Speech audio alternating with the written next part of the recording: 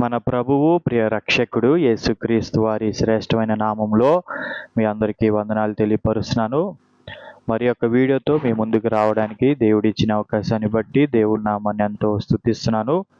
నేను మీతో ముందుగా యేసుక్రీస్తు వారి యొక్క జీవితంలో ఆఖరి వారము ఎలాగ జరిగిందో మీతో నేను పంచుకోవాలని చెప్పి ఆశపడుతున్నానండి. అంటే ఆఖరి వారము తన జీవితంలో ఎలాగ గడిచింది అనేది మనం ధ్యానం చేద్దాము. మొదటిగా మనము చూస్తే ఆఖరి ఆదివారము ఆయన జీవితంలో నుండి తర్వాత అంటే లాస్ట్ ఆదివారం నుండి లాస్ట్ ఆదివారం దాకా ఏం జరిగిందో మనం చూద్దాము. అందులో మొదటిగా మనం యోహాను సువార్త 12వ అధ్యాయం 1వ వచనంలో మనం చూస్తే ఈ విధంగా వ్రాసి ఉందండి. యేసు పస్కా పండుగకు 6 రోజుల ముందు తాను చనిపోయిన వారిలో నుండి లేపిన లాజరు నివసిస్తున్న బేతనియాకు వచ్చాడు. ఇక్కడ మనం చూస్తే పస్కా పండుగకి ముందుగా 6 రోజుల ముందు ఆయన రావడం జరిగిందండి. కాబట్టి దాన్ని మనం లెక్క వేసుకుంటూ వెళ్తే మరి యేసుక్రీస్తు వారు బేతనియాకి ఆయన శనివారం ఆయన రావడం జరుగుతుందండి. శనివారం ఆయన వచ్చిన తరువాత నుండి ఆయన తరువాత 12వ వచనం 12 మనము చూస్తే ఈ విధంగా వ్రాసి ఉంది. ఏమని ఉందంటే యోహాను 12:12లో చూస్తే మరుసటి రోజు పండుగకు వచ్చిన పెద్ద సమూహము యేసు యెరూషలేముకు వస్తున్నాడని విన్నారు. ఖర్జూరపు మట్టలు పట్టుకుని ఆయనకు ఎదురుగా వెళ్ళి హోసన్నా ఇజ్రాయేలు రాజైన ప్రభు పేరట వస్తున్నవాడు స్తుతింపబడును గాక అని కేకలు వేశారు. చూడండి, యేసుక్రీస్తు వారు మరి బేతనియాకు వచ్చిన తరువాత అంటే పస్కాకి 6 రోజుల ముందు వచ్చినప్పుడు నుండి అంటే ఆ శనివారం వస్తాడు ఆయన. అక్కడ విశ్రాంతి దినాన ఉంటాడు బేతనియాలో. ఉండిన తర్వాత ఆ మరుసటి రోజున అంటే ఆదివారం ఆయన యెరూషలేములోకి రాజుగా ప్రవేశించినట్టుగా ప్రభు పేరట వస్తున్నవాడు స్తుతింపబడును గాక హోసన్నా అని చెప్పి రాజుగా ఇజ్రాయేలుకు రాజుగా వస్తున్నవాడు స్తుతింపబడును గాక అని చెప్పి ఆయనను ఆ యెరూషలేము వీధులలో ఖర్జూరపు మట్టలు పట్టుకుని గాడిద పిల్ల మీద ఊరేగిస్తా మరి ఆ గాడిద వెళ్తా ఉంటుంటే కింద బట్టలు పరిచి ఆయనను మహింపరుస్తారు. అది ఆదివారం జరిగింది. అందుకనే నేడు ఈరోజు మనము సిలువ వేయబడక ముందు వచ్చే ఆదివారాన్ని మనము మట్టల ఆదివారముగా పామ్ సండేగా మనము జరుపుకుంటున్నామండి. ఎందుకంటే ఆ రోజు ఆయన యెరూషలేములో రాజుగా ప్రవేశించాడు కాబట్టి యోహాను 12:12 ప్రకారం. తరువాత ఆదివారం వచ్చే నెక్స్ట్ డే సోమవారం. మీకు దీనికి ముందు ఒక మాట చెప్పాలనుకుంటున్నాను. యూదుల ఆచారం ప్రకారం ఎలాగుండేదంటే ఒక రోజు సూర్యాస్తమయం మొదలుకొని నెక్స్ట్ సూర్యాస్తమయానికి దాకా కాలాన్ని కొలిచేవారండి. ఉదాహరణకి చెప్పాలంటే విశ్రాంతి దినము శనివారం అని అంటాము. వాస్తవానికి ఎలా చేసుకుంటారంటే విశ్రాంతి దినాన్ని శుక్రవారం సాయంత్రం సూర్యాస్తమయం మొదలుకొని అంటే శుక్రవారం సాయంత్రం సూర్యాస్తమయం మొదలుకొని తిరిగి వచ్చే శనివారం సూర్యాస్తమయం దాకా విశ్రాంతి దినాలుగా కొలిచేవాళ్ళు. ఆదివారాన్ని ఎట్లా కొలిచేవారంటే ఆ శనివారం సాయంత్రం సూర్యాస్తమయం మొదలుకొని నెక్స్ట్ ఆదివారం సూర్యాస్తమయం మొదలు వరకు ఆదివారంగా కొలిచేవాళ్ళు అప్పుడున్న రోజుల్లో. కాబట్టి ఆ కొలమాన ప్రకారం నేను మీతో ఈ విషయాలు పంచుకుంటున్నాను అనే విషయాన్ని జ్ఞాపకం పెట్టుకోమని ప్రభు పేరట మిమ్మల్ని కోరుకుంటున్నానండి. కాబట్టి అలాగే సోమవారం ఆయన మీరు ఇక్కడ చూస్తే మీరు మార్కు సువార్త 11వ అధ్యాయం మరి 12 నుండి 19 వచనాలు గనక మీరు చదివితే మార్కు సువార్త 12 నుండి 19 వరకు చదివితే ఇక్కడ ఒక మాట రాసి ఉంది చూడండి. మరునాడు వారు బేతనియా నుండి వెళ్తుండగా ఆయనకు ఆకలి వేసింది. ఆకులున్న ఒక అంజూరపు చెట్టును దూరం నుండి చూచి దాని మీద ఎలాంటి ఫలం కనబడకపోయేసరికి దాన్ని శపిస్తాడండి. తర్వాత అలాగే ముందుకెళ్తా ఉంటుంటే 15వ వచనంలో చూడండి. వారు యెరూషలేము చేరుకున్నాక ఆయన దేవాలయంలో ప్రవేశించాడు. దేవాలయంలో అమ్మేవారిని కొనేవారిని మరి తరిమి వేయడం మొదలు పెట్టాడు. రోకలు మార్చేవారి బలలను, గువ్వలమ్మేవారి పీటలను పడద్రోశాడు. ఎవరిని కూడా దేవాలయం గుండా ఏ వస్తువు తీసుకుపోనివ్వలేదు.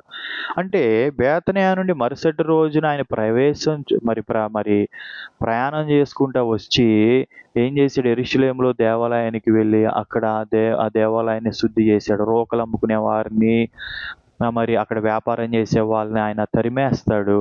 నా మందిరం సమస్త జనులు ప్రార్థన మందిరం అంటది, దీన్ని మీరు దొంగల గుహగా చేశారని అంటాడండి. అది సోమవారం జరుగుతుంది. దాని తరువాత రోజు చూస్తే యేసు యొక్క అధికారాన్ని ప్రధాన యాజకులు, శాస్త్రులు, పెద్దలు ఎదిరిస్తారు. మంగళవారమున చూడండి, మీరు అదే మార్కు సువార్త 11వ అధ్యాయం 19 అలాగే 20 నుంచి 33 వచనాలు గనక మీరు మరి మార్కు సువార్త 11వ అధ్యాయం 19వ వచనం చదువుతున్నాను చూడండి. సాయంకాలం అయినప్పుడు ఆయన పట్టణము వదిలి వెళ్ళాడు. అంటే అదే అధ్యాయంలో ఆ దేవాలయాన్ని శుద్ధి చేసిన తర్వాత ఆ పట్టణాన్ని ఆయన వదిలి వెళ్ళిన తర్వాత నెక్స్ట్ ఏం జరిగింది అని అంటే, మరి 27వ వచనం, వారు యెరూషలేముకు తిరిగి వచ్చారు. ఆయన దేవాలయంలో నడుస్తుండగా ప్రధాన యాజకులు, శాస్త్రులు, పెద్దలు ఆయన దగ్గరకు వచ్చారు. నీవు ఏ అధికారం ఈ క్రియలు చేస్తున్నావు? వీటిని చేయడానికి అధికారం ఇచ్చింది ఎవరని అడిగారు. అందుకు యేసు వారితో, నేను కూడా మిమ్మల్ని ఒక ప్రశ్న అడుగుతాను, దానికి జవాబు చెప్పండి. అంటే ఇవన్నీ తర్వాత విషయాలు. అదే ఇక్కడ మనం చూస్తే సోమవారం దేవాలయాన్ని శుద్ధి చేసి మరి మర్నాడు మళ్ళీ అదే దేవాలయంలో ఆయన నడుస్తుంటే ప్రధాన యాజకులు, శాస్త్రులు, పెద్దలు ఆయన అధికారాన్ని ప్రశ్నించారు మంగళవారమున. ఆ విషయాన్ని మనం చూడవచ్చు. ఎందుకు ఈ వారాల్లో మరి ఎట్లాగా చెప్తున్నారని అంటే, దీన్ని బట్టి మనకి ఒక క్రానాలజికల్ ఆర్డర్, యేసుక్రీస్తు వారు సిలువ వేయడానికి ముందు జరిగిన ఒక సంఘటనలు, ఒక క్రమబద్ధీకరణగా క్రమంగా ఏమేమి జరిగిందో తెలుసుకుంటే ఆయనలో ఉన్న ఇంకా పూర్తిగా ఆయన గురించి అర్థమవుతుందని ఈ వీడియో చేయడం జరిగిందండి. సో మంగళవారం ఆయనను అధికారాన్ని ప్రశ్నించారు దేవాలయంలో. ఎవరు? సొంత జనులు వీళ్ళు, ప్రధాన యాజకులు, శాస్త్రులు, పెద్దలంటే వీళ్ళు ఆ యూదులే యేసుక్రీస్తు వారిని ప్రశ్నించారు. అది బుధవారం ఏం జరిగిందో రాయబడలేదు, కానీ గురువారం ఏం జరిగిందో మనం తెలుసుకోవచ్చు. ఎలాగనంటే, శుక్రవారం ఆయన మనందరికీ తెలుసు సిలువ వేస్తున్నారని. కాబట్టి దానికి ముందు రోజు సాయంత్రం ఆయన తన శిష్యులతో మరి చివరి భోజనం చేస్తాడు. యోహాను సువార్త 13వ అధ్యాయం నుండి 17వ అధ్యాయం వరకు మీరు చదువుకుంటూ వెళ్తుంటే మరి సిలువ వేయబడక ముందు రోజు మరి పస్కాను ఆచరించడానికి, తినడానికి ఆయన భోజనం తింటాడు శిష్యులతో పాటు కలిసి. వాళ్ళ యొక్క పాదాలు ఆయన మరి ఏం చేస్తాడు? కడుగుతాడండి. ఆయన పాదాలు కడుగుతాడు. తర్వాత ప్రార్థన చేస్తాడు వాళ్ళతో పాటు కలిసి. ఆయనకు అనేక విషయాలు బోధిస్తాడు. ఆయన ఎలా ఎవరి చేత పట్టబడుతున్నాడో కూడా ముందే చెప్తాడు. పేతురు మరి 3 సార్లు బొంకుతాడు అంతకుముందు. ఆ విషయాన్ని కూడా ఇక్కడ మరి జరుగుతుంది ఇదంతా విషయాలు. మరి చూడండి, మరి గురువారం సాయంత్రం ఆయన భోజనం చేస్తాడు. అందుకనే దాన్ని ప్రభురాత్రి భోజనం అన్నాం. ఆ రోజు రొట్టెను విరుస్తాడు, ఇది నా శరీరం అంటాడు. మరి రక్తాన్ని, మరి ద్రాక్షరసాన్ని మరి ప్రార్థన చేసి ఆశీర్వదించి ఇది నా రక్తం అని అంటాడు. ఆ రోజు నుండి మొదలైంది మనకిది.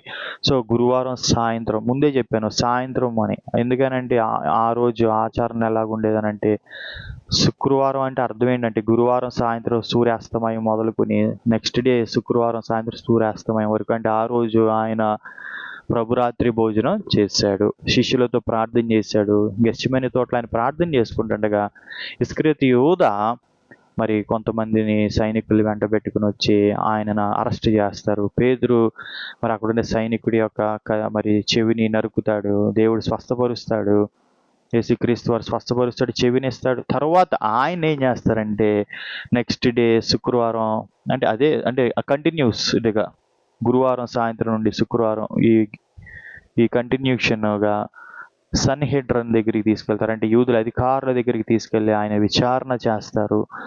తర్వాత పేతురు యేసుక్రీస్తు వారు ఎవరో తెలియదని 3 సార్లు ఒక పక్కన బొంకుతా ఉంటాడు. శిష్యులు పారిపోతారు. మరి అక్కడుండి ఆయన్ని ముందుగా మరి యెరూషలేములో రాజుగా మరి ఆయన వచ్చినప్పుడు ఆ మట్టల ఆదివారాన్ని చేసిన వాళ్ళు, మరి మట్టలు పరిచి ఆయన బాగా చేసిన వాళ్ళు చెల్లాచెదురైపోతారు. శిష్యులు చెల్లాచెదురైపోతారు. భయంతో ఒక్కొక్కరు వణికిపోతా ఉంటారు. వీళ్ళని ఇప్పుడు ఏం చేస్తారు, మమ్మల్ని ఆయన్ని ఏం చేస్తారు అని. మరి చూడండి, అలాగా విచారణ చేస్తారు. అక్కడ ఉండే కొంతమంది యూదులు యేసుక్రీస్తు వారిని సిలువ వేయండి అని చెప్పి కేకలు వేస్తారండి. అప్పుడు పిలాతు ఇక వారి కేకలు తట్టుకోలేక, అంటే పిలాతు అంటే ఎవరంటే అప్పుడున్న యూదులు రోమిల అధికారం కింద ఉండేవాళ్ళు. ఆ రోమియుడు అధికారి ఈ పిలాతు. ఇక అతను ఏం చేస్తాడు అని అంటే సిలువకి యేసుక్రీస్తు వారిని అప్పచెప్తాడండి. అది శుక్రవారం చేస్తాడు. అదే రోజు సిలువ వేస్తారు. ఏ రోజైతే తీర్పు వస్తుందో ఆ రోజే సిలువ వేస్తారు. రమారమి శుక్రవారం సాయంత్రం 3 గంటలకి ఆయన ఇది సమాప్తమాయనని చెప్పి అని మరి సిలువలో మరి తన ప్రాణాన్ని మరి తన తండ్రికి తన ఆత్మను అప్పచెప్పి తన ప్రాణాన్ని ఏం చేస్తాడు, ఆయన మరి విడుస్తాడు. మరి చూడండి, అది శుక్రవారం సాయంత్రం 3 గంటలకు జరిగిద్ది. దాని తర్వాత అదే రోజు ఇంకా సూర్యాస్తమయంలోపే, అదే శుక్రవారం సూర్యాస్తమయంలోపే ఆయన బాడీని, ఆయన దేహాన్ని సిలువ మీద నుండి దించి మరి చూడండి, ఆయనను ఏం చేస్తారు, శనివారంన మరి అదే రోజు శుక్రవారం సమాధి చేస్తారు. శనివారం మొత్తం ఆయన సమాధిలో ఉంటాడు. మరి ఆదివారంకి వచ్చేసరికి తెల్లవారుజామున ఆయన మరి పునరుద్ధానుడై యేసుక్రీస్తు వారు మరణాన్ని జయించి తిరిగి లెగుస్తాడు, సజీవంగా లెగుస్తాడు. మత్తయి సువార్త 28:1 చూస్తే మరి ఆయనను మరి ఆయనకి సుగంధ ద్రవ్యాలు అవి ఇవి రాయాలని చెప్పి లేడీస్ కొంతమంది వెళ్తారు. ఇక్కడ చూడండి ఏమని ఉంటుందంటే, సబ్బాతు గడిచిపోయాక వారంలో మొదటి రోజున ఆదివారం నాడు తెల్లవారుతుండగా మగ్దలేనే మరియా ఇంకొక మరియా సమాధిని చూడడానికి వచ్చారు. అప్పుడు ఒక పెద్ద భూకంపం వచ్చింది. ప్రభుదూత పరలోకం నుండి దిగి వచ్చి రాయి దొర్లించి ఆయన మీద కూర్చున్నాడు. ఆ దూత రూపం తెల్లగా ఉంది, అతని వస్త్రం మంచులాగా ఉంది. కావలివారు అతనిని చూచి భయంతో మరి వణికి చచ్చిన వారిలాగా అయిపోయారు. మీరు దూత స్త్రీలతో మీరు భయపడకండి, సిలువ వేయబడిన యేసును మీరు వెతుకుతున్నారని నాకు తెలుసు, ఆయన ఇక్కడ లేడు, తాను చెప్పినట్టే ఆయన లేచి ఉన్నాడు, వచ్చి ఆయన పండుకొన్న స్థలం చూడండి అని చెప్తాడండి. చూడండి, ఆదివారమున ఆయన మరణాన్ని జయించి సజీవంగా లెగిచాడు.